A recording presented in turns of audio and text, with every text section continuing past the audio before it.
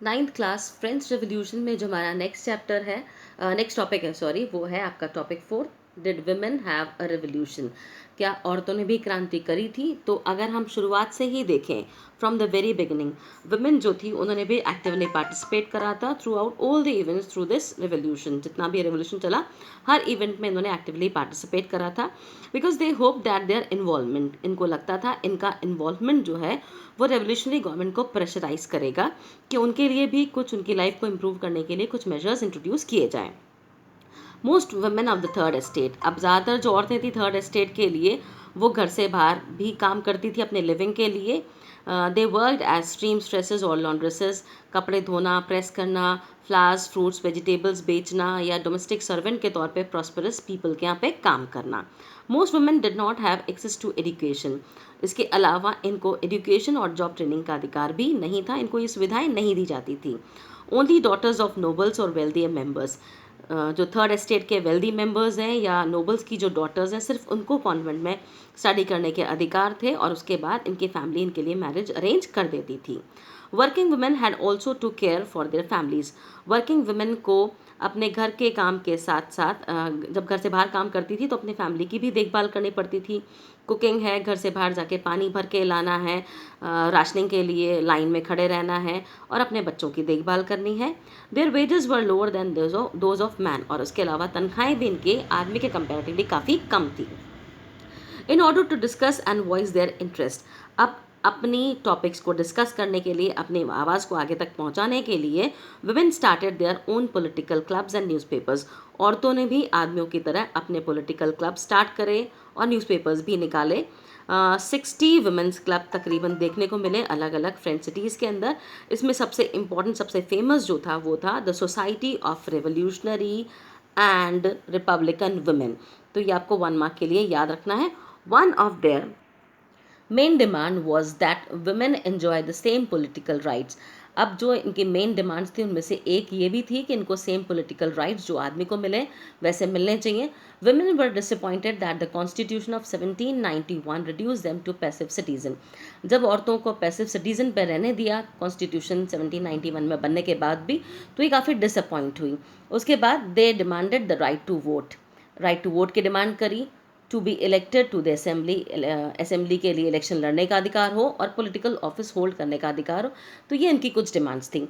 Only then they felt would their interest be represented in the new government, क्योंकि इनको लगता था, इनका मानना था कि तभी हमारी प्रॉब्लम्स जो है वो सॉल्व हो सकती हैं, हमारी बातें सरकार तक पहुंच सकती हैं।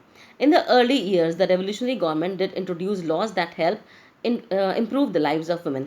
तो मेनली क्या डिमांड थी वो आपको याद रखना है। उसके अलावा रेवोल्यूशनरी गवर्नमेंट ने शुरुआत में कुछ अधिकार इनको दिए थे, वो आपको याद रखना है। जैसे together with the creation of state schools, schooling was made compulsory for all girls. School, state schools बन चुके थे अब, और उसके बाद गर्ल्स के लिए स्कूलिंग कंपलसरी कर दी गई थी। Their fathers could no longer force them into marriage against their will, इनकी मर्जी के खिलाफ इनके फादर इनको मैरिज के लिए फोर्स नहीं कर सकते, ये भी इनको बेनिफिट मिला था। Marriage was made into a contract entered into freely and registered under civil law, marriage एक कॉन्ट्रैक्ट की तरह होगी, यानी सिविल लॉ के अंडर इसको रजिस्टर कराना ज़रूरी होगा। और उसके अलावा डिवोर्स को लीगल कर दिया गया और अब औरतें भी आदमियों की तरह डिवोर्स के लिए अप्लाई कर सकती है। तो ये कुछ रेवोल्यूशनरी गवर्नमेंट ने शुरुआत में इनको बेनिफिट्स दिए थे।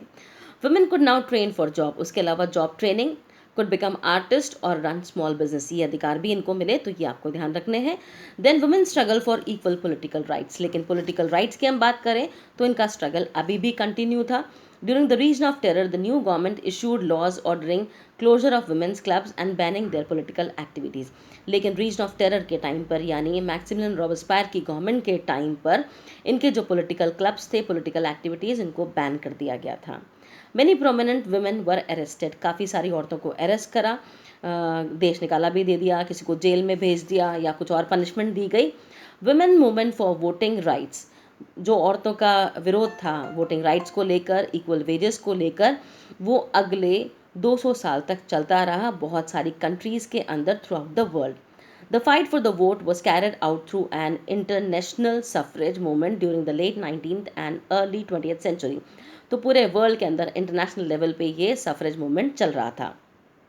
The example of the political activities of French women during the revolutionary years was kept alive as an inspiring memory. और ये जो विद्रोह था यहाँ की औरतों का, ये एक इंस्पायरिंग मेमोरी की तरह था। सभी जो अलग अलग देशों में औरतों ने इसको एक आइडियल की तरह लिया और अपने अधिकारों के लिए लड़ाई करी। It was finally in 1946, ultimately France के अंदर लेडीज़ को राइट टू वोट जो है 1946 में दिया गया।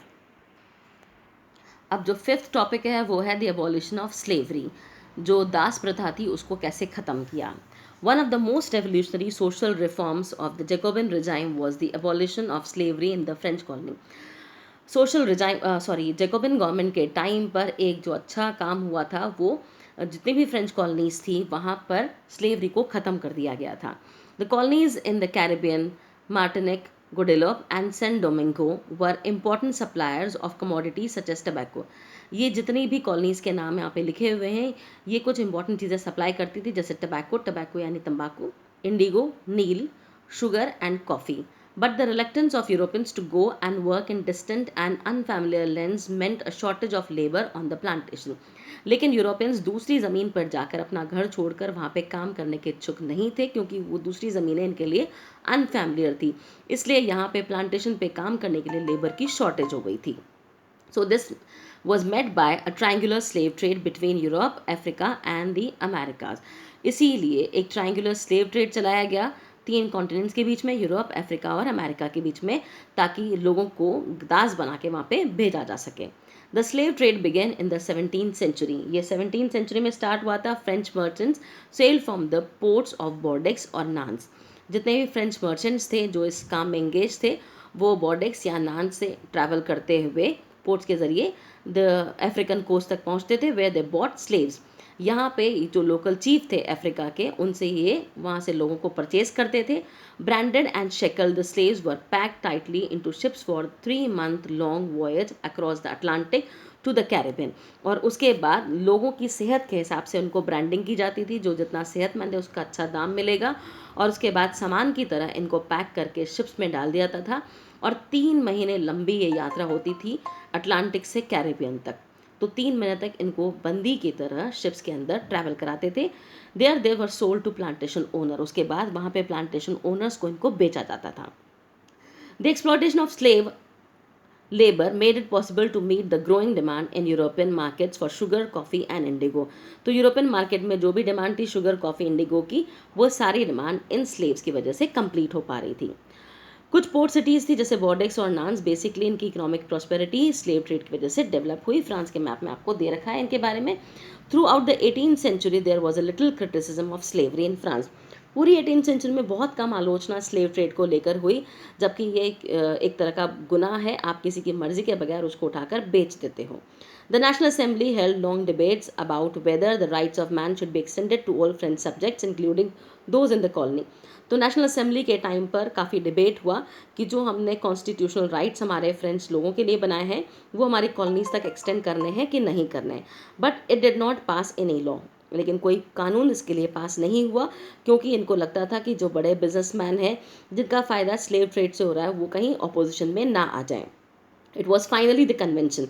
लेकिन जब कन्वेंशन आई 1794 में, तो उसने इस स्लेव ट्रेड को रिमूव करा, legislated to free all slaves. जितने भी स्लेव्स उनको फ्री करा in the French overseas possessions. This however turned out to be a short term measure. लेकिन ये ज़्यादा टाइम नहीं चल पाया। 10 साल बाद नेपोलियन ने वापस स्लेवरी को इंट्रोड्यूस कर दिया। Plantation owners understood their freedom as including the right to enslave African Negroes in pursuit of their economic interest. Slavery ultimately finally French colony से 1848 में जाके बैन हुई। अब जो लास्ट टॉपिक है चैप्टर में, the revolution and everyday life. इस क्रांति के टाइम पर लोगों की लाइफ कैसी थी। Can politics change the cloth people wear, the language they speak और द बुक्स दे रीड। क्या कोई भी पॉलिटिक्स हमारे जो रहन सहन का तरीका है, जो कपड़े हम पहनते हैं, जो भाषा हम बोलते हैं, जो बुक्स हम रीड करते हैं, वो चेंज कर सकता है।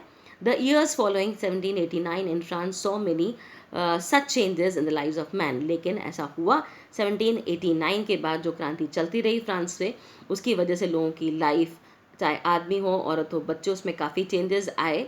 The revolutionary government took it upon themselves to pass laws that would translate the ideals of liberty and equality into everyday practice. हमने देखा था philosophers की बुक्स लोगों ने पढ़ना शुरू करा, उनसे आइडियाज़ लिए. उसके अलावा अलग अलग कंट्रीज़ के जो कॉन्स्टिट्यूशन थे उनसे आइडियाज़ लिए. जैकोबिन क्लब फॉर्म हुए, न्यूज़पेपर्स निकले, इन्होंने अपनी एक कॉस्ट्यूम भी बनाई वो स्ट्राइप्स वाली. तो इस तरह से लाइफ में चेंजेस इनके काफ़ी आए. वन इम्पॉर्टेंट लॉ, अब ऐसा ही एक कानून बना that came into effect soon after the storming of Bastille in the summer of 1789. 1789 में बेस्टाइल का एक किला था, उसको उन्होंने तोड़ फोड़ दिया. जो क्रांतिकारी थे उन्होंने बॉम्बारी कर दी थी. और उसके बाद एबॉलिशन ऑफ सेंसरशिप, जो प्रेस पे कानून वगैरह होते हैं उसमें कुछ बदलाव किए गए. In the old regime, all written material and cultural activities, books, newspapers, plays could be published or performed only after they had been approved the censor of the king. जबकि ओल्ड रिजाइम में जितना भी material books के ज़रिए, news के ज़रिए लोगों तक पहुंचता था वो पहले राजा के द्वारा अप्रूव किया जाता था, यानी उसके अगेंस्ट में तो कुछ आएगा ही नहीं. Now the declaration of the rights of man and citizen proclaimed freedom of speech. अब declaration of right of man और सिटीजन के ज़रिए बोलने की आज़ादी मिल गई थी, एक्सप्रेशन की, ये नेचुरल राइट्स थे आपके. Newspapers, pamphlets, books and printed pictures flooded the towns of France from where they travel rapidly into the countryside. और अब न्यूज़पेपर्स, पैम्पलेट्स के ज़रिए वो सारी चीज़ें जो कि लोग चाहते थे वो तक पहुंच रही थी. They all described and discuss the events and changes taking place in France. और इसके ज़रिए अब लोग डिस्कशन करते थे क्या क्या बदलाव फ्रांस में आ रहे हैं. Freedom of press also meant that opposing views of events could be expressed. Freedom of press का मतलब अब जो भी आपके एक्सप्रेशंस हैं अपोज करने वाले हैं वो आप इजीली एक्सप्रेस कर सकते हो. Each side sought to convince the others of its position. चाहे राजा हो, चाहे क्रांतिकारी हो, रेवोल्यूशनरी या रूलर जो भी है, सब अपनी पोजीशन को सही करना, कन्विंस करने में लगे रहते थे through the medium of print. Play, songs and festive processions attracted large numbers of people. Play, song या कोई भी प्रोसेशन जो भी फेस्टिविटीज़ होती थी उसके ज़रिए लोगों को अट्रैक्ट किया जाता था. This was one way they could grasp and identify with ideas such as liberty. ये एक तरीका था जिससे लोग लिबर्टी, जस्टिस या पॉलिटिकल फिलोसोफर्स की जो राइटिंग्स हैं उनके बारे में समझते थे at length in text which only a handful of educated people could read. जबकि पहले सिर्फ कुछ ही लोग पढ़ पाते थे, लेकिन अब लोग डिस्कशन के ज़रिए इनको समझ पाते हैं. लास्ट में थोड़ा सा कंक्लूजन है चैप्टर का. 1804 में Napoleon Bonaparte crowned himself emperor of France. 1804 में नेपोलियन बोनापार्ट ने अपने आप को फ्रांस का राजा डिक्लेयर कर दिया था. साइड में आपको पिक्चर दे रखी है इसकी. Then he set out to conquer neighbouring European countries. उसके बाद वो आसपास की यूरोपियन कंट्रीज़ को कॉन्कर करने के लिए निकला. Dispossessing dynasties and creating kingdoms where he places members of his family. जहाँ जहाँ भी एनेक्स करता था जीतने के बाद अपनी फैमिली मेंबर्स को वहाँ पर बिठा देता था. Napoleon saw his role as a moderniser of Europe. इसको लगता था कि वो यूरोप को मॉडर्नाइज करने के लिए आया है. ही इंट्रोड्यूस मेनी लॉज. उसने काफ़ी सारे लॉज इंट्रोड्यूस करे. ये आप नेक्स्ट क्लास में भी पढ़ोगे जब 10th क्लास में आओगे तब. जैसे प्रोटेक्शन ऑफ प्राइवेट प्रॉपर्टी, आपकी जो भी प्रॉपर्टी है इसको प्रोटेक्शन करने का अधिकार है आपके पास में.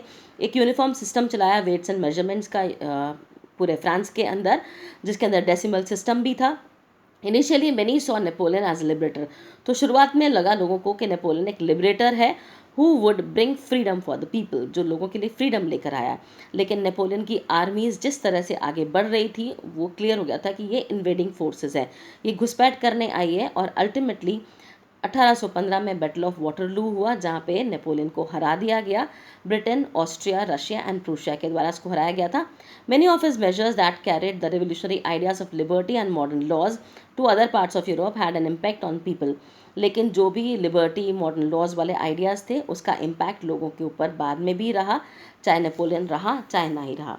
The ideas of liberty and democratic rights were the most important legacy. यानी हम कह सकते हैं कि पूरे फ्रेंच रिवॉल्यूशन में सबसे इंपॉर्टेंट लेगेसी जो थी वो ideas of liberty and democratic rights थी. These spread from France to the rest of Europe during the 19th century.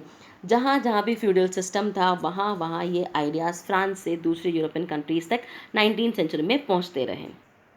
जो कॉलोनाइज पीपल थे उन्होंने इन आइडियाज़ का इस्तेमाल करा, बॉन्डेज लेबर को ख़त्म करा, अपने देश को एक सोवरेन नेशन कन्वर्ट करने में हेल्प मिली.